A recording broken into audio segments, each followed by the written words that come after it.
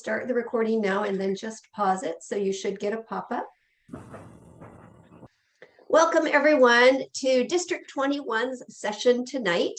And the title of our session is Effective Hybrid Meetings, and this is a panel discussion. Tonight, we have the pleasure of remembering how challenging Zoom was when we were forced to hold our meetings on a platform. Now that you are comfortable hosting meetings on Zoom or any virtual platform, we're exploring the option of a hybrid meeting. Hybrid meetings, is when some people are located in a particular location in person and have set up the room to include virtual attendees. This session is going to talk about methods, options, and the experiences of a panel of Toastmasters. So you're here to learn with us. Now, a few notes for everyone, please. If you could please mute yourself unless you are a panelist. And you have the option of turning your camera on or off. It doesn't matter. We are going to be spotlighting the panelists, so they will all remain on the screen for you to see. And feel free, if you need to use the washroom or get a beverage, feel free to step away. This is a 1-hour session. We have a lot of content to cover, so we're going to jump right in. Tonight, we have the pleasure of having a moderator whose name is Dan Sakaki, and he's been working in leadership development, and he's completed level 4. Dan joined Toastmasters in 2016, earning the Competent Communication and Competent Leadership Awards. He has been with Toastmasters, the Unicorn Tribe, since 2020, and soon be awarded that Leadership Development Path Completion. Dan has been with the Richmond Chamber of Commerce since 2014 as the Director of Stakeholder Relations and Membership. And more recently, he was the acting CEO. He is an experienced executive with strong leadership skills, sales, and business development skills. He is passionate about fostering strong, collaborative working relationships and leading hard-driving teams through vision, communication, and accountability. So please put your hands together this evening and welcome Dan Sakaki. Thank you, Dorothy, for the introduction. I love the Zoom, the applause on Zoom. You get some of this, you get some of this. We got a real mix tonight.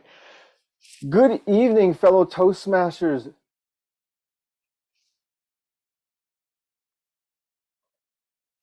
Good evening, fellow Toastmasters. Do you remember how challenging it was a year ago when the pandemic struck and we were forced to hold our meetings online on Zoom? And I know it terrified many people. What is Zoom? Is it sustainable? Will we be able to keep our valued members engaged? Well, fast forward, here we are almost 3 years later. We're all comfortable hosting on Zoom, and now a lot of clubs are thinking about or have actually transitioned to going to hybrid meetings. Tonight's discussion, we are going to be talking about the methods, the options, and experiences with a panel of Toastmasters who have all gone through the process. And the hope is that after this hour, you'll have more insight and some takeaways that will give you a better idea and sense of whether you want to take your club to the hybrid model and what tools you'll need to accomplish your goal. So let me start first of all by introducing our esteemed panel.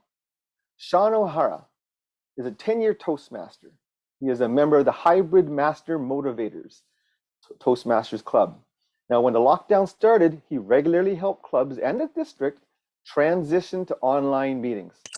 Sean was on the District 21 Speech Contest Task Force and then the Contest Succession Task Force, helping them run better online contests.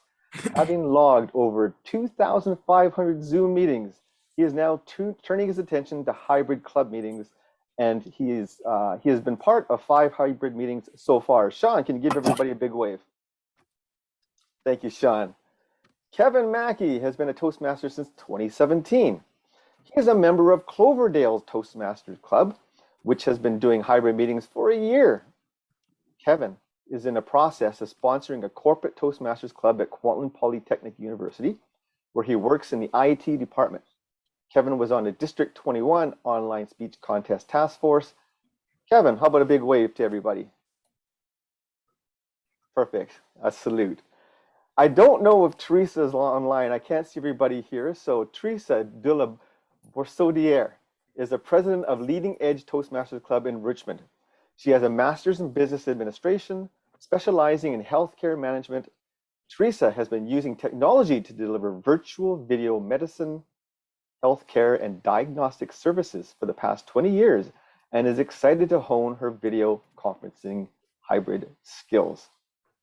We have Jack Oldehovel, who has been a Toastmaster since 1984. Now retired, during his career in finance and agriculture, he was involved in clubs in Victoria, Vancouver, Calgary, Lethbridge, Medicine Hat. He is currently a member of the hybrid Oak Bay Toastmasters Club in Victoria. Welcome, Jack. A big wave to everybody. Thank you. We have James Falcon. He's a 17-year Toastmaster. The club Salt Spring Toastmasters on Salt Spring Island started hybrid meetings way back in July of 2020, only about 3 or 4 months into the pandemic. And he was awarded the District 21 Online Marketing Excellence Awards for the efforts the club did promoting itself to the worldwide audience. James was on the District 21 Online Speech Contest Task Force and started chairing the District 21 Hybrid Meeting Task Force in 2021. James, big wave to everybody. And we have Jamek Golshani from the District 96 Hybrid Task Force.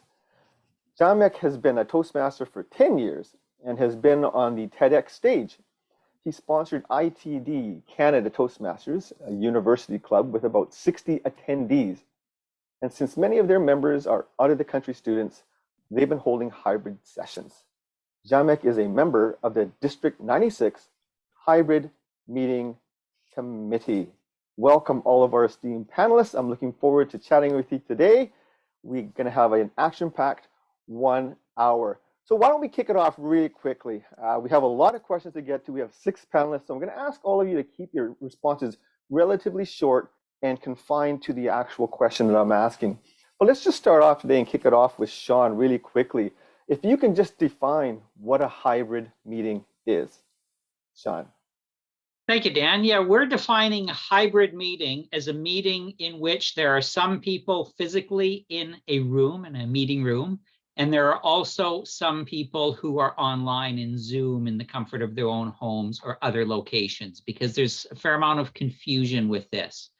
So we define hybrid, people in the room and people also online at the same time. Awesome, perfect. Thank you for that answer. So at one of the clubs, I'm currently a member of Unicorn Tribe Toastmasters Club. When the pandemic hit, we were a club that was based in person in Richmond, BC. And within a year of transitioning to Zoom, we started getting members from all over the world, joining us as members weekly from Japan and Hong Kong and Kazakhstan, Florida, California, all over BC. These international members became used to a high quality meeting, while the number of the local members who were willing to commit regularly to attending in person for hybrid meeting was only a handful. So we decided that for the next year, that we're just going to remain a solely virtual club.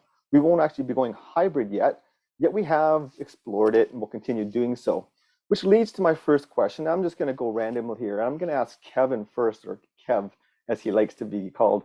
Kev, what is the first thing a club should consider before deciding to go hybrid? Thanks for the question, Dan. The first thing a club should consider is technical expertise and general computer savvy people. You can have all that fancy technology in the world and really expensive, but you need people who can, easily use that technology. So that's critical. Basic requirements are, it can be as simple as a laptop with a cell phone, but you need people who are mindful of the sound and the video, and as well as a dry run.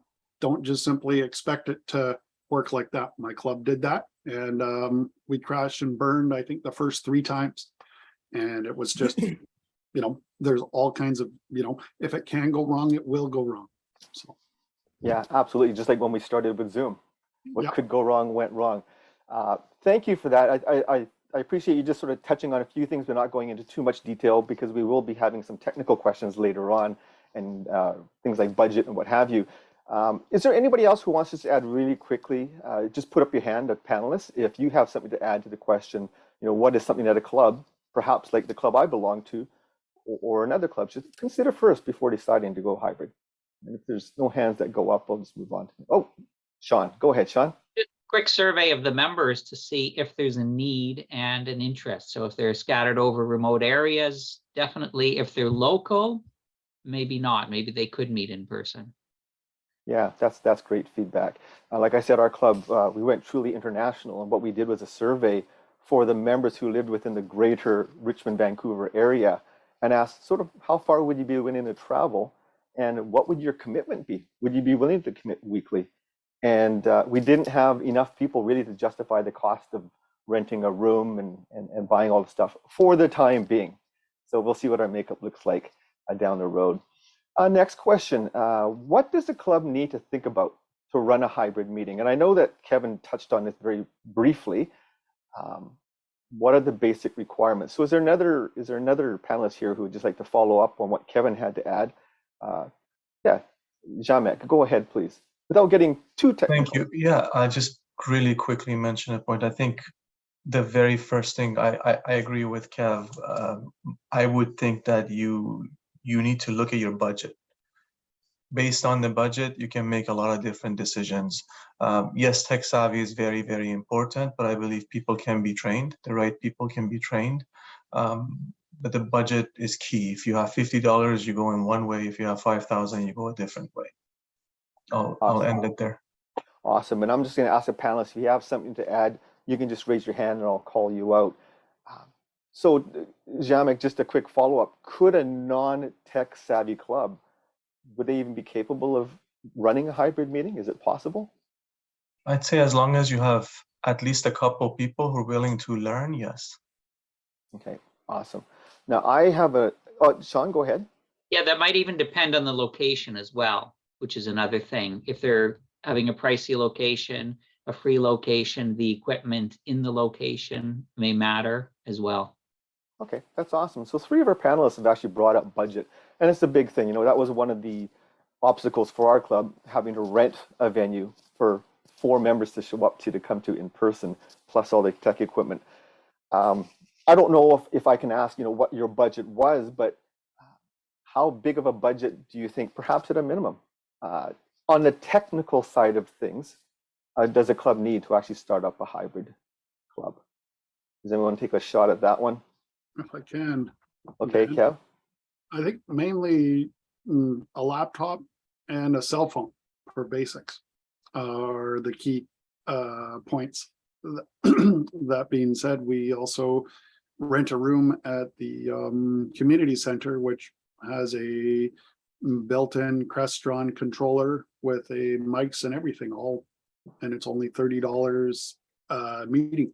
So it's quite reasonable. That's awesome. It was basically the same price we were paying for in the high school that we used to be located at. But reliable Wi-Fi is key. That's probably the most reliable beyond anything else, is reliable Wi-Fi and contingency plans when the Wi-Fi goes down. Okay, that's excellent. So you talked about laptops. One thing I didn't hear were cameras, standalone cameras. Is that something, or did you use a laptop for the camera? We had a laptop, and we either used the laptop camera, or we actually had a external camera on a tripod, which then viewed the audience, as well as somebody within the meeting or somebody externally would then administer, let people in, and or spotlight people, which is something the Sergeant at Arms would do for that. But I'm not sure if I'm going in the right direction with that, Dan. Yeah, and I'm not sure there's a right direction. I think every club is different. The venues are different. The number of people in the room, the setup of the room, what have you. I know that probably for the last 3 or 4 months, I've visited 20 different clubs and checked out their hybrid meetings. and every experience was very, very different. There were some clubs that had something I think they believe is called an owl camera that sort of pivots and turns and points at whoever in the room is speaking. My experience with it wasn't all that favorable, and maybe it was the way the club had used it. Jack, you're part of hybrid clubs. What sort of equipment have you used? Do you think are like the starting points?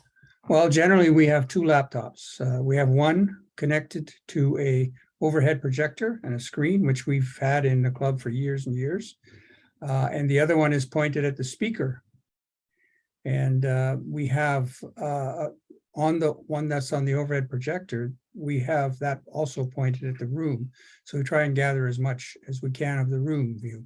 Now, the only thing I'm going to add is that I noticed that all you need is an iPhone and a bit of a tripod, and you can then capture another view. And I would probably want to find two views of the room, one for one side and one for the other, because it's hard to get everybody in the picture.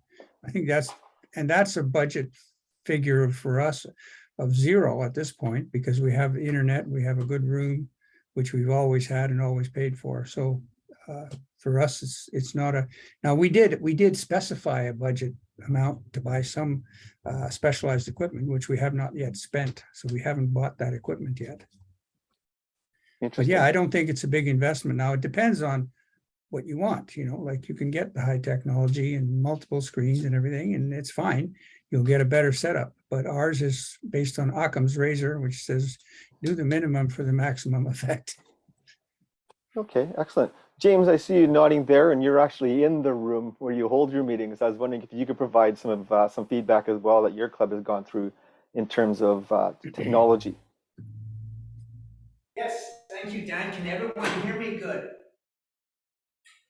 Awesome, Yes. because I'm speaking to you from the laptop camera, which gives us a medium shot, and our president, Kristen Boyd, Toastmasters, is sitting here as a member of the audience, and this is the lectern view that I have, but the audio is off on that. It's actually disengaged. Zoom has done a lot over the past year or two since the pandemic started ending. In other words, they realized that people might move into hybrid meetings, because in the old days it was very hard to deal with turning microphones off. In other words, the iPad and the iPhone would stay live even when you said mute. So normally now when you log in to the same account, when you log in with your iPad or your iPhone, I'm speaking as a Mac person, it will actually say, do you want to use the audio? And I will say, definitely no, because I only want one microphone in the room. And it's a bit like Lord of the Rings. They say one mic to rule them all. You only want one microphone. That will save you a lot of grief. Now, over here, I have the wing views. People who are watching gallery view will see that I actually have 3 cameras on right now. There's what I call the wing view 3, and wing view and lectern view 2 is there, and then of course room view 1 is the laptop. And in a normal meeting, there's more information on the title of that video. For example, it'll say gallery view is there, the sound is coming from there. So that way, when you're looking at that shot where you can see our president, you're actually seeing more information in the name of the room view 1. So what we've done is since July of 2020, we didn't just start having hybrid meetings. We record every single meeting and we archive it and we watch it and we learn from it. So if you really want to have good hybrid meetings, you really have to record them and evaluate them. Also, I recommend to people that, sure, you might hate being online, but it's good medicine to every now and be online with your own club to get that experience from both sides. That's very important. And you've probably been to hybrid meetings where you feel neglected when you're online. It's almost like you're flying the wall. Nobody really notices you. So in our club, we try to take it back and forth, back and forth. We do table topics. We've had table topic masters online. We've had them here from everywhere in the world.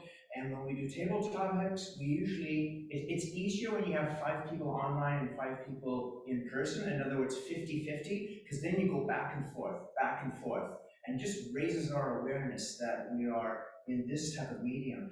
And I know some old members that they said, oh, we want to come back when it's in person again. And I said, well, we're going to be hybrid. And you may not like hybrid because it's going to be, there's technical things going on. It's like you're walking into a movie studio. So it's something we have to be mindful of. Absolutely, absolutely. Is there anybody else who wants to add anything to the technical side of thing? Jamek, go ahead. So one of the things that happens, we've done a bunch of these type of panel discussions and webinars and whatnot in D96 as part of the hybrid committee. One of the things that happens is some people will end up getting scared and saying, oh, no, forget it. It's too hard. I'm not going to do this. I just want to say that you can, like Kev was saying, you can literally start your hybrid meeting with a laptop and a cell phone. I would even go as far as saying you could even just do it with a cell phone. It won't be the full experience. You won't really see the people online. But if you don't have anything else and your club is in a situation where you should be taking that step to go online, to go hybrid, please do that. Don't allow the complexities of technology to get in the way. You'll slowly build your way up. I mean, look at the amount of equipment that James has in the room right now, and you just experienced hearing him right now, right? So if I was a consultant, I'm sure he knows that already, or his group know that already, and we wanted to improve that a little bit more, we would get a wireless microphone, right? We would go out and buy a wireless microphone, lapel microphone, and you'd hear incredible sound quality. It wouldn't sound like because his source of his microphone is far away from him. So my point is, you can always improve. You can go buy a Zoom Room device, for example, and stick it in your room and have a full immersive experience for a few $1,000s. But you don't have to do that. So I just want to make sure that, because I don't know who the audience is, and at this stage, some people might be feeling that, oh my God, this is way too much, and they go back to their club and say, forget hybrid, we're just going to stay online, or forget hybrid. It's either we go back in person or we don't do it at all. I think that's, you made some really great points there, Jamak, especially when you're talking, it's too scary. I don't want to go that route. Well, remember when we started on Zoom, how scared people were of this unknown Zoom thing that was everybody was using? And I like the fact that you also said that, hey, start off small, you can always improve. James records all of their meetings, they learn from it. At some point during today's event, I'd love to hear sort of some of the learnings along the way and where they feel they might have messed up or improved their meetings over time. I saw Kevin's hand go up. Go ahead, Kev. The only thing is, start small, as Jamek said, and anybody can do it. It takes time and investment, as well as hopefully somebody there to lead you, and not the dependency's got to be off the super tech per se. As super tech, as I consider myself sometimes, is I need to not dive in and do everything, because one is, if it's done my way, I'm happy and we have a way more successful meeting and it looks much better. However, the dependency is 100% on me. So in that regard, I get burnt out and I don't get buy-in from other members because it may be intimidating, and my standards are quite up here where they don't necessarily have to be. There's what's wrong with not being 100% and just have it so you can see and hear. That's it. I do a lot of extras, and so sometimes just keep it simple, and with that. Love that. Thank you so much. Yeah, Jack, go ahead, Jack. Your comment about people being afraid of the complexities of the technology. I'm doing a stint as a director, area director, and I'm running into people who are still struggling with pathways and are giving up their club because of the change from the communicator setup to pathways. And I gotta say, I mean, I feel sorry for them, but I don't think we ought to, we need to carry on with the programs we got, because they're good programs. And it's the same thing with the technology. A lot of people said, oh, we got pathways we had to deal with. Now we got Zoom. Oh, the world is so difficult. Well, it's changing all the time, and people have to stay with it. They can't fall back. If they fall back and you spend a lot of time, hand holding them into the future, nothing gets done. That's a real issue. And I think we have to be a bit pragmatic about those people and say, well, I don't think we should say it's tough, but I mean, I think we have to be careful about spending a lot of time in our programs and clubs trying to keep these people in place. There will be others who will come with a thirst for technology that will enjoy the technology. Yeah, that's great feedback, Jack. Yeah. Thanks for sharing that. I think true Toastmasters will understand that. The spirit of a Toastmaster is that you run across obstacles, you move forward, you plow through, you work through it, right? Yeah, yeah. I saw James' hand go up, and then we'll move on to the next question. Yes, I just wanted to mention that start small. It'll be less intimidating. So start with the laptop, and you can even use the microphone on the laptop until you get a USB one, like the one that we have. You just plug it in, and it soon recognizes it right away. And it's aimed, and we have it positioned in a specific place where we've optimized it the best we can. So keep it simple, but also if you have that one technical person in your club, you have to make sure you have a backup person. You need to, if you want to try and have 3 people, and that you might have your ultimate expert in the club, but that person sometimes will need a break or won't come to a meeting. I've actually I'm a dual member with Texas Talkers, and when their main guy is not there, the other guy is there. And a lot of times, interesting things happen before the meeting starts because that person is still learning their way, and it's a different level of meeting. It reflects on the person who's setting it up. But you should not feel intimidated, because just like with Toastmasters itself, we're here to make mistakes. Thank you for that. Appreciate it. Sean, go ahead. Yeah, something to keep in mind with the meeting space is to look at it differently, really out of the box thinking, to use the cliche. If you're going to meet in the space that you met when you all met in person, then look at it differently about where everything is placed. An example, the club where I meet, it's in a long boardroom with a table with a big TV on the screen. Doesn't work for Zoom. So every meeting we actually rearrange the tables so that we've got the TV on one end and then a long table for people and then the lectern on the other. So we've had to view the room completely differently. So look at it with fresh eyes. This is amazing feedback and insight, people. I really do appreciate this. This is great.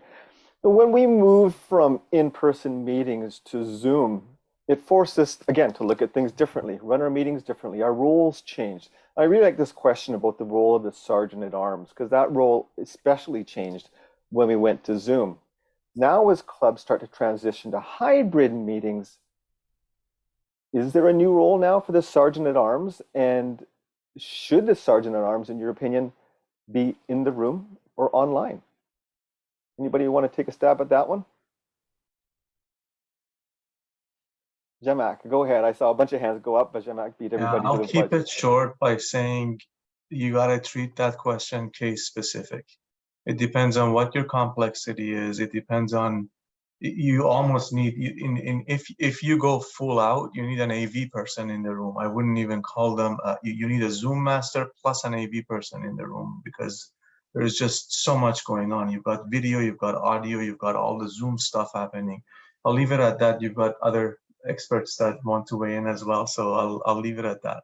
Well, you all have expert opinions in your own right, based on your experiences. Sean, I saw your hand go up as well. Yeah, it's become quite a deep technical thing, because it's vastly different compared to the clubs that are meeting strictly online and strictly face-to-face.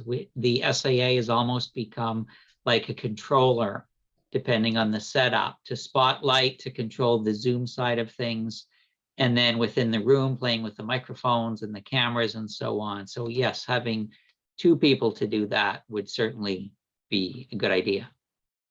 Thanks, Sean. I saw Kevin, your hand go up as well. Did you have something you wanted to share?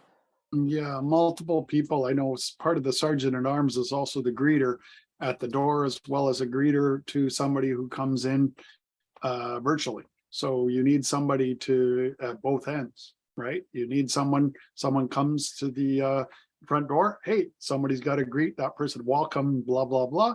and then, get down that information and put that to the VP of membership, as well as via online. Well, you need somebody else doing that just like they were before.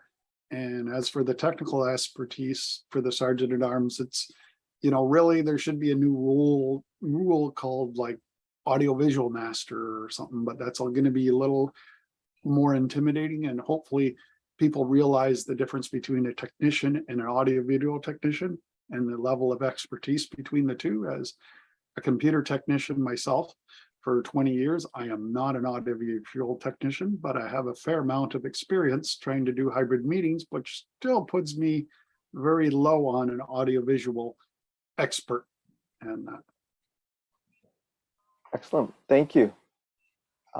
I just wanted to remind the audience members, if you have a question, feel free to put it in the chat, and we'll see if we can work that into asking the panelists as well. As I stated earlier, I've attended a number of hybrid meetings during the past half year, and with mixed results. How do we run a hybrid meeting so that everyone, both in person and online, feels included? And I mentioned my club right now that's completely virtual. Our members who live overseas, who are regular members, they've expected a certain very high quality that they're used to. And again, going back to Zhamak, don't be afraid, but there is some concern sometimes. If we go to a hybrid meeting, are they going to lose some of that same high quality that they've been used to for the last 2 years? So again, how do we run a hybrid meeting so that everyone, both in person and online, feels included? I know James touched on it a little bit, and I saw his hand go up, but did you want to expand, James, on what you said earlier? When we were in-person club before the pandemic, and mind you, when we were in person, we actually started doing online the Sunday features, so table topics. We started that in spring of 2019. So for us, the transition actually went really well when we had to go completely online. But one of the things we had was something called a mini topic question at the beginning of the meeting in person, and it worked out perfectly online because everybody gets the same questions, no more than 36 seconds to speak. And now that we're doing hybrid Mondays, we do both. We go online and in person, and everyone gets to speak at the very beginning of the meeting as a way of, in Texas Talkers, they call it the warm-up. So it gives everybody a chance to speak on the same question. Did any other panelists have anything to comment on this question? I saw Jack. Go ahead. Jack, you're on mute. I've seen in a few meetings, people have a roundtable introduction, which helps to get people started, acts as a bit of a warm up, includes in-person people and online people. So it's that might fit the bill for what is mentioned there, but James mentions. Excellent. And Sean, I saw your hand go up as well. Yeah, camera placement can make a difference. So in my club, Master Motivators, we have a big TV. We have the audience sitting with their backs to the TV, and we have an external camera instead of a laptop on the lectern. We have an external camera that's back far enough and high enough or low enough positioned so that when the speaker at the lectern is going through the audience in person and doing eye contact, their eyes pass right over the camera, so it looks just like they are doing eye contact, just because of the placement of the camera. So that's something to consider. That's great. And I think camera placement, I think, is the key from what I've heard from some people who run hybrid meetings. People go up to what's the best place for a camera to capture the speaker's face and body language. Sometimes there are round tables. How do you handle the camera positions for things like that? How do you make sure that you can capture everybody's voice online? Go ahead, Zhamak. So, I mean, this is kind of going away a little bit from your original question, but the responses have gone in this direction. One of the things we did, and you have to remember, like I said, as in the introduction, they said that it's a part of a school environment. So we're in this big common area with people sitting there. One of the things we did to deal with this situation when people were speaking from where they're seated, we had a cell phone logged into Zoom separately, and we had a runner that basically would take the cell phone in front of the person that was speaking. So like a cameraman, think of it like a cameraman, but you don't need expensive equipment. We all have a smartphone in our pocket. And if you have Wi-Fi available, there is no additional cost to just log in another session into Zoom and call it mobile cam or something. And it just goes in and focuses on the person's face. You could choose to utilize the microphone of that as well. And it's just because it's moving from one person to another, it always has the type of view that you're looking at right now with us that are online. I hope that made sense. I'm not sure if it did, but So kind of like a roving camera, roving mic, so to speak. Okay, that's very interesting. Yeah, Jack, and feel free, everybody, just put up your hand. I know that we've covered a lot of different topics here today, and we're sort of on the camera side of things, but feel free to expand if you want to. Jack, go ahead, and you just have to unmute yourself first. One of the things that you can do is make sure that every speaker uses the lectern where the main camera is focused. And that means that in a round table, you might have to manage it so that they come up and speak from the lectern instead of from the audience. Now that might, create some extra challenge, but it would help to clarify it for online people. So for our panelists who've all been part of hybrid meetings already, would you suggest having one camera with a lectern and that everybody who comes up to speak uses a lectern? That's what I suggest, yeah. That's what you suggest. Zhamak had talked about a roving camera as well. Some people sit in round tables. I've seen those owls that kind of spin round and round and point to whoever's talking. The challenge I found with that was when somebody coughs or shuffles papers, the camera spun around and went to that person, so I lost the speaker. So, of course, all sorts of learnings.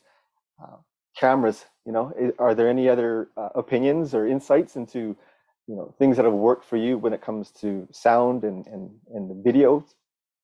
Well, if I can, Dan. Yeah, camera placement. Kevin, go ahead. Yeah, some of the difficulties is we would use the somebody's cell phone as the one at the podium, as the laptop would be viewing, would be connected to the external camera, and so that would be taken, and that would be the one. So we have one facing that, assuming we have an extra cell phone all ready to go. And that sometimes we end up getting there a little late and we don't have everything set up in advance. So we just simply go with the technology, and or we have problems getting set up and logging in, which happens occasionally. But the main thing I would say is sound. So you can hear people, but it's more helpful as well. I'd say sound first and then video and stuff, because you can hear people. That's great. And then there's also the bandwidth issue, which happens occasionally. Yeah. Have any of you run into issues with sound? James had talked about, was it one mic to rule them all? When on Zoom, one person speaks, one person coughs. If if everybody's not necessarily muted, things change up. In a room, if I'm going to be one of the people who are attending virtually, and there are papers rustling in the room, if there's somebody who coughs, if the door opens and closes, what sort of issues have you encountered and how did you get around them?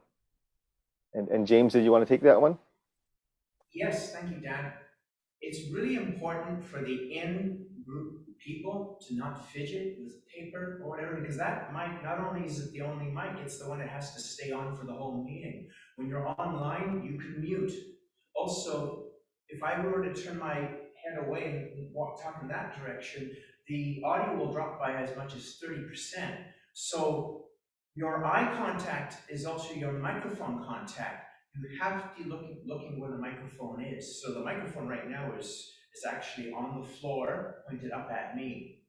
And you're always going to have a certain acoustic aspect to it. And some spaces are worse than others. Luckily, we have carpeting here, and that kind of deadens it. The same microphone, we actually did an outdoor hybrid meeting, which was amazing because the people that were coming in from India said, you don't sound like you're outside. And as you know, a lot of times it doesn't take much wind for a microphone to get messed up. The camera work should be the easiest to do. Sound is always going to be the challenge. And if you don't have to have your microphone on online, you should mute. In person, it's really important for there not to be crosstalk. When I was, and I hope to be back down in Texas again, there's a few clubs down there that are hybrid. And one of the things that I was doing, and I've done it here too, is I have another iPad that becomes the rover cam. It's logged in. So I've had as many as 4 or 5 different devices hooked up. One device only being used for the chat. I don't have that iPad on today, but I have the audio disconnected, the video's turned off. I'm only using the chat. The thing to keep in mind also is you might have a great network, but one day that network could be suffering, and you have to say, everybody with your smartphones that you're not using for this meeting, please put it on airplane mode. We need to conserve the network for the devices that are meeting related. And also, when you're talking about a sergeant at arms, we need at least one person in this room with a smartphone who's into the chat, camera off, audio off, but they can communicate. Because I've had people say, I'm trying to send you a message, but you're not getting my message because I'm standing over here and I can't see the chat. Normally, we just have gallery view. We don't want to see the chat on the big screen. I got you guys all on the big screen. So, and also when it comes to online side, we actually have, and we started this with the online meetings, it's like a sergeant at arms. We have a chat master who's kind of like the greeter, makes everybody feel welcome. They're a co-host. Ideally, they're a co-host. You need to have a co-host on the other side, maybe 2, in case one crashes. So you definitely have to, in our club, sergeant at arms is a very fluid thing. It doesn't have to specifically be the person who's on the executive. Excellent. Thank you. Jamak, did you have anything you wanted to share as well? Regarding microphones? Microphone, sound, yeah. That's where we're kind of heading right now, is the sound aspect of the meeting. There are 2 things that are very important. Well, one thing that's very important is the technology that James alluded to earlier with regards to Zoom and noise canceling, right? It's important that the speakers in the room are connected to the same computer that the microphone is connected to. Otherwise, you have all kinds of issues, right? So that's one thing to keep in mind. And of course, both of these points are come in play when you have the budget and you're going up that level of complexity. My suggestion, if you have the money, is get a wireless lapel camera, and your main speaker in the room will always have to wear that. It's like passing the baton, right? You know, you don't speak unless you're clipped with the wireless microphone. The challenge is people who are in the room and Toastmasters are used to speaking, they'll just speak without they're forgetting that there are people online, and you have to keep reminding them, hey, you don't have the microphone, wait, right? Last point I'll add here, again, if budget is not an issue, all right, and you can have the people to deal with this, is you can have multiple wireless microphones that go into a device called a mic mixer, right? So you can then adjust the volumes and all that. But again, I go back to my previous point, please. This is for somebody who's already doing hybrid meetings and wants to make things better. If you're sitting there thinking hybrid and I just lost you completely, please ignore everything I said. Go back to the one cell phone. You know, I think that's fantastic feedback, Jamak. And I know that several of our panelists tonight have reiterated, they keep reminding us, start small, and you could build from there. James, go ahead. You had something to say? The lavalier microphone you're talking about, the one that you wear, that's great if the people are more experienced. I've seen an issue down at a Texas club where the people had the thing on and they're touching themselves while they're speaking, and it was excruciating. And then they didn't give it back to the speaker after. They had to take it off, and it makes all kinds of noise when you're taking it off. So it's painful. Yeah. Kevin, I saw your hand go up. And Sean, you'll be next. It was a point for James. James, I'm not sure if you realize that it is really hard to hear you. Like, yeah, you're really distant, just so you know. Like, I can hear you, but I'm really emphasizing to listen to you. It's almost like you're like fairly distant, far away from the mic. So the other thing is, when it comes to, yeah, keep it simple. You can go as complicated OMG, the likes of which, you know, like I say, I work with two guys who do this as a career, and there's a big difference from computer tech to audiovisual tech. Yeah, And I for know sure. one thing that my university that I work for has, we have rooms that are, we call them USB Teams ready, because we use Teams as our primary. And my club did rent out a room from Kwantlen Polytechnic University, the Cloverdale boardroom. And it was the Cadillac of experience. It was beautiful sound, beautiful picture, and everything. The only caveat was it was $130 a meeting, because unfortunately, well, it would best case scenario, we get $100, but that's just what you pay when you go external for that particular type of venue. But as I kind of wanted to go to that to show my members what you get what you pay for. And it was self-contained, a lot easier for me to configure, but yeah, so I'll leave it there, Dan. No, I love it. Yeah, and Sean, I saw your hand go up as well. Yeah, sort of building on what Jamak had said. And is anyone, I like the idea of a wireless mic, but a handheld mic.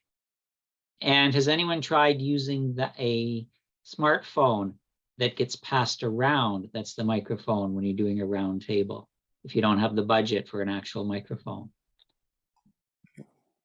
Does anybody have any experience using a handheld cell phone as a microphone? It doesn't look like it in the room here. You absolutely can. Like I said, we did the thing that I already explained, and it does use the microphone and the video as well. But you could very easily turn off the video and it will just be a microphone. There's no reason it wouldn't be. The challenge, one of the advantages that we have is that we use Zoom, and Zoom has a smartphone application, so you could literally dial into Zoom very easily. You don't need to think about adapters and wires and whatnot on how to get the cell phone to go into an audio equipment. So that with that, you could easily use it as a camera or a microphone or both. Yeah, that's fantastic. So we talked about starting small, and it sounds like everybody has, and you can go up to the catalog options that are out there that are obviously out of the budget for most Toastmasters clubs. But were there learnings on the way? You know, were there mistakes made at the beginning? What were some things that what were some of your takeaways? What were some of the things you had to modify, adapt, and change in order to raise the level of your meetings? And I see Kevin quite excited to answer this question, so I'm going to throw it over to Kevin. The problem my club did was we did too much too quick. As I went to my AV experts and said, okay, you know, what do we need? Said, okay, you need a mixer, you need 2 mics, you need this, you need camera, everything like that. $2,100 worth of equipment from Long and McQuaid that we rented. We didn't buy, we rented. So Long and McQuaid rents it out on a monthly basis. And so we got it. It cost us $200 to rent it, which was great, not something we'd have to invest for thousands of dollars of equipment. And the biggest critical point was I went to the school all ready to go in, and the school wouldn't let me in, because even though I went there 3 days before and the custodian said he'd let me in early to set up this $2,100 equipment that I'd all tested in my bedroom here where I am now. And because of there were a bunch of high school punks around riding their bikes, he kicked them out and closed all the doors. So I got in 10 minutes before, as well as the Wi-Fi in the school system was down on that particular day. It was like, you know, if it could have, it did. And it was too much, too quick. So we just simply, eventually, I think we had, of those 4 or 5 weeks, those meetings, we eventually had 1 or 2 that were okay. But it's start small and work your way up. Don't start with that. The biggest mistake I said was $2,100, but there were additional things that added to that were out of my control. One was the, you know, school not letting us in early. Like, I couldn't have predicted that to save my soul. I went in a few days and said, hey man, would I be able to? Not a problem. Well, it was a problem. So Yeah, awesome. Thanks for sharing. Hey, Jack, I'm curious, what about for your experience? Were there things along the way that, you started with and realized, what, we need to change up, not because it necessarily was failing, but maybe you thought maybe it would improve the quality of your meetings. Were there any adjustments that you made or any learnings that you had along the way? And you're going to need to unmute. There were lots of issues. I was the tech guy, and quite often I'd come in at least a half an hour early to set everything up. And I didn't have really complex equipment. I just had two computers and a line to the overhead projector. And still, little things would fiddle with my system, or I'd forget one setting. And we had, I'd say it was anxious, and we had problems getting started. I think we got most of that sorted out now, but there were certainly some difficulties going forward at first. Just something like missing a setting in Zoom or missing a setting on your computer that would solve your problem right away if you only knew where it was and what to do about it. Yeah, thanks That's for the sharing. thing. Yeah. Sean, were there any adaptations, changes, modifications you found that you made along the way because you wanted to improve the quality of your meetings? You thought would make the meetings more effective? Sorry, James, go ahead. Sean. Yeah, we often have an executive meeting after our club meeting, and I would change the configuration. So after 3 meetings, we had been through 6 different configurations. And I also, one case, found the weirdest thing. One of our members is a member of another club, corporate, and he explained the nice setup, and I thought, okay, let's just do this. He's got a big TV. Let's plug everything into the big TV, and nothing would work. Take the same equipment, set it up in the laptop the way I had originally, and it worked. It was just one of those really odd things. Why it works in one part of the room and not the other. Yeah, no, that's great. And it sounds like that's happening to James right now. A microphone that's worked regularly week after week after week might be acting up today, and this is part of our new world that we live in, right? We have a question in the chat, and it comes from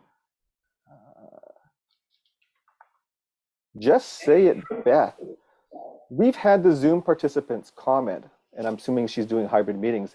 Coming into the room before the meeting starts is distracting with the in-person room view and noise. Has anyone tried using a Zoom room before the meeting starts? So I'm assuming, does this mean starting the meeting off in Zoom and then turning on the cameras for the in-person? What has your experience been, panelists? How do you start your meetings? Can you repeat the question? Yeah, absolutely. The concern was that Beth shares is that the Zoom participants in the hybrid meetings, they comment that the in-person members coming into the room before the meeting starts is actually distracting and noisy. So the question is, has anyone tried using a Zoom room before the meeting actually starts? I'm assuming that means perhaps, yeah, go ahead. Yeah, we've definitely experienced that. So to remedy that, what we ended up doing was to have somebody like a sergeant at arms type of figure on the online, so that they would just kind of talk amongst themselves, kick things off, and then we just made sure that everything in the room was muted. So think of it as 2 separate networking sessions, mingling sessions or whatever, and then they both join each other. There's just no way to, we weren't able to find a way to do it so that everybody could network together. Yeah, okay, that's fantastic. Thank you. And again, that's something you learn just from trial and error, trying it out and seeing what happens. Is there anybody else? Oh, Dorothy has actually asked to ask a question, but I just saw real quickly, I saw that James put his hand up. Did you want to answer that question as well, James, before we go to Dorothy's question? Do I sound any better? Does this sound any better? Okay, you know what's happening? For some reason, and this does happen, this magnificent microphone, the laptop is still using the microphone from the laptop. Normally when I plug it in, Zoom will say detects another microphone. It'll automatically jump to it. So what you are getting is a MacBook Pro microphone. The actual microphone here, it's not it's having an off day. Otherwise, because I have it here, it's point blank, it should be improved. This is neat to see actually happening right in front of our eyes. This sort of stuff happens. We've talked about it all meeting along. Dorothy, go ahead. You have a question. Yeah, my experience at one of my clubs, I typically only join that club online. And there are usually only maybe 3 or 4 people online. The rest are all in the room. The room is typically noisy. And my pet peeve is that the camera that they use to show the virtual people who's in the room is a laptop. And it's so far away that the people in the room look like miniature little Lego people. So is there a way to improve the view of the room for the people that are virtual? Yeah, that's a fantastic question, Dorothy. And I'm going to throw it over to our experts here who have actually gone through it. I saw Jack's hand go up first. Yeah, as I mentioned before, we plugged our first computer into the overhead projector. So we have that view of the room as one of the pieces that's overhead, that's blown up on the projector. And we could, I guess, do you have an option to show speaker view or pin that somehow to the big screen if you wanted to. That would be something to do. Thank you for that insight, Sean.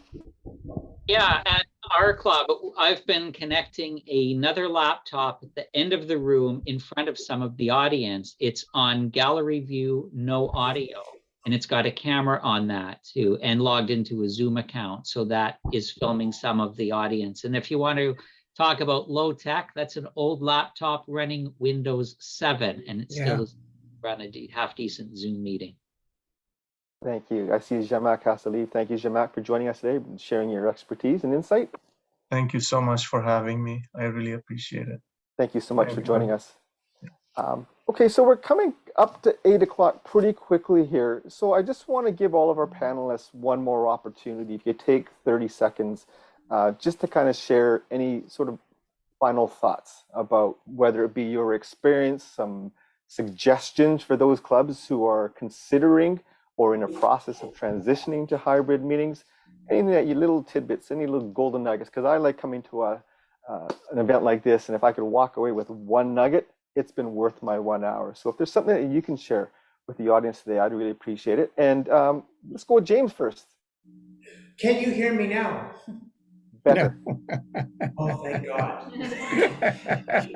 The meeting's practically over. I just wanted to say that no matter how you no matter how good you get doing hybrid meetings, you'll always keep learning stuff. But before you begin the meeting, several minutes before you begin the meeting, do a sound and video check with the people online. Have everybody sitting around speaking and that everybody can hear and see, and that the online people are happy with the framing of all the different cameras. I've had people tell me that they've found that the 3 different angles that we will do here, sometimes 4, that they like it because it gives them a sense of really being here as opposed to just one camera view. But you have to start with one camera view, so don't feel intimidated. Start with a laptop, and we'll have resources and microphones listed that people can look into. Finally, I got this thing plugged in and it's working. Thank you so much for sharing today. Can I throw it over to Sean for any final thoughts? Yeah, final thought is look at the roles. It really depends on your situation. We talked about the sergeant at arms and touched on the greeter. Consider the timer, whether the timer is in the room, is online, whether you have 2 timers, whether you have 1 timer somewhere watching the other, because that also depends if your speaker is in the room or is online. So you'll also need to take that into account. No straight answers, just experiment at this point. Awesome, great suggestion. Jack, if you can give your 30-second summary, that'd be awesome. Well, mine's even shorter than 30 seconds. Backup tech. If you're the guy who everything depends on, then your club is going to have problems. So you got to have somebody else with a minimum amount of skills to run a hybrid meeting. You need a backup. That's fantastic. For some people in this room, that could be their nugget for sure. Yeah. Kevin. Backup, yeah, it would be great if I had one. I do. Sometimes he shows, sometimes he doesn't.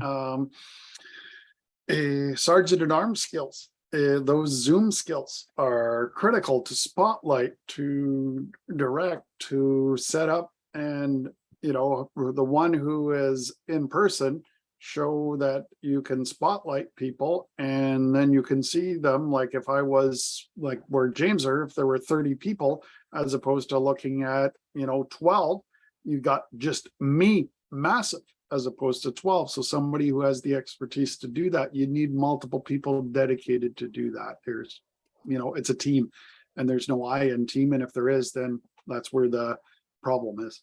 Or you're misspelling the word. Thanks, Kevin. I appreciate it. All right. So it's 8 o'clock according to my clock here. So I'd like to take this opportunity right now to thank our panelists, Sean, Kevin, Jack, James, and Zemak, for sharing their insights and experiences with us tonight. And I'd like to thank all of the attendees as well for your participation. I hope you've heard even just a nugget or two to help you transition to hybrid meetings, if that's the direction that you're considering or heading in.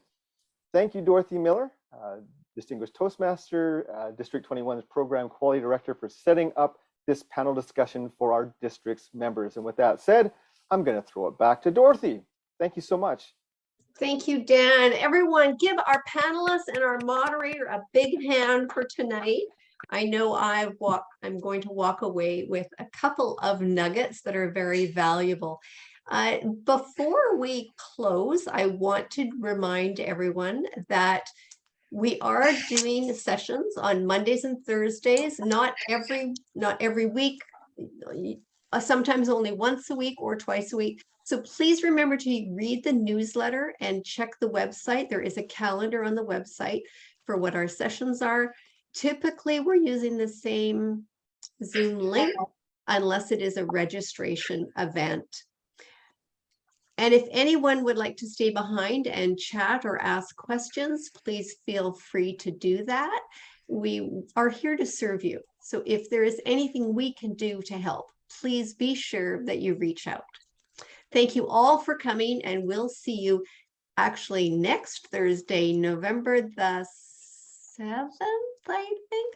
If Thursday is the 7th, we're having a session on effective evaluations. It's going to be a wonderful experience. Don't miss it. Thanks for being here. And if you want to stay behind, please feel free. And if anyone has any other questions or comments that they like to throw out there, please feel free to unmute yourself. Nell, go ahead. Yes, I would just like to say thank you. I haven't been to a session with this panel set up, and I really enjoyed it. I thought it was really well done. And I think Dan is a fabulous moderator. Good for you, Dan. He's my secret sauce. Oh, okay. You Good. know, I will say this, Nell, that when he's you not so secret anymore. when you had the quality of panelists I had, it made my job very easy. But thank you.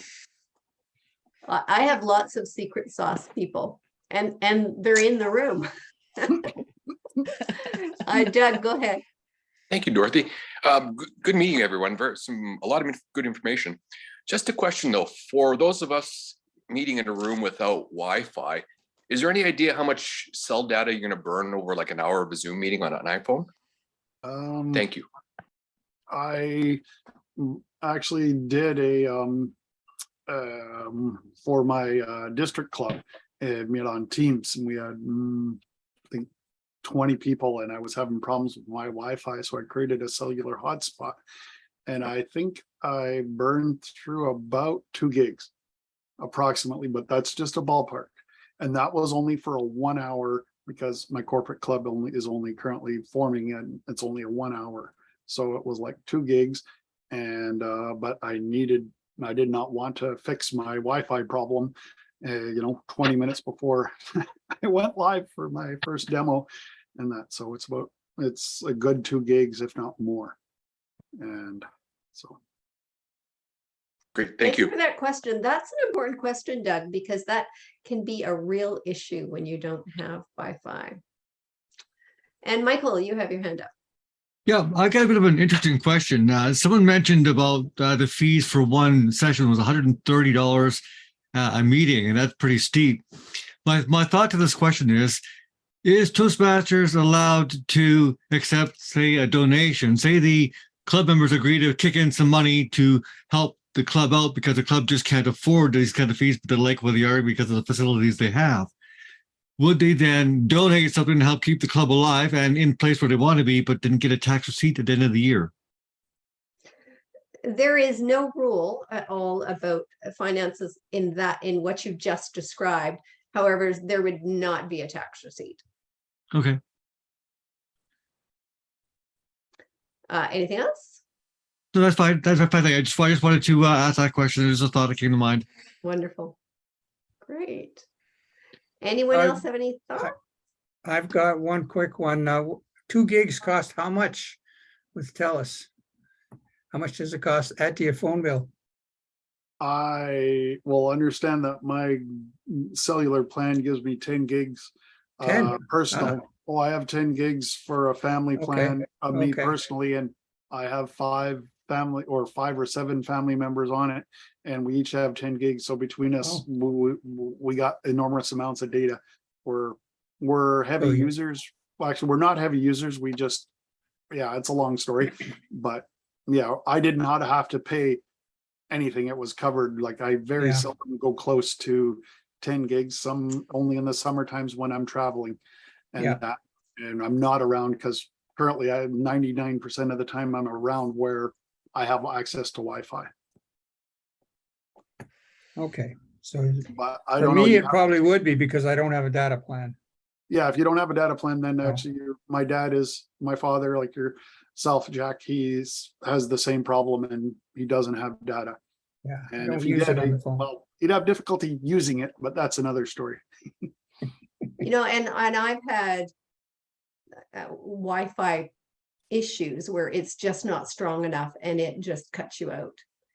And yeah, it makes it really difficult if the Wi-Fi is not strong. We did our first hybrid district officer training in July, where we had some of the members in person, some online, and we were at a school, and I had done all my research about the Wi-Fi and the passwords and all of that. And they said, oh yeah, you'll be fine. You'll be fine. And we got there and we were testing it in advance, and the Wi-Fi would not allow us all in. It didn't recognize computers. It sent, it was a huge learning curve, and I am so grateful that I had Sean O'Hara there to work things out. We had to modify, we had to think on the fly and do things differently. We were about a half hour behind, but you know what? The experience was great because it's in facing those challenges that allow you to grow and improve on the experience that you have. If you never have any challenges, you don't get better. That's true. Yes. Great message. Great message. Good night, Okay, well, everybody. good night. It's good to see everyone. Good Nice, enough. nice to meet everybody. All right. Guys, Nice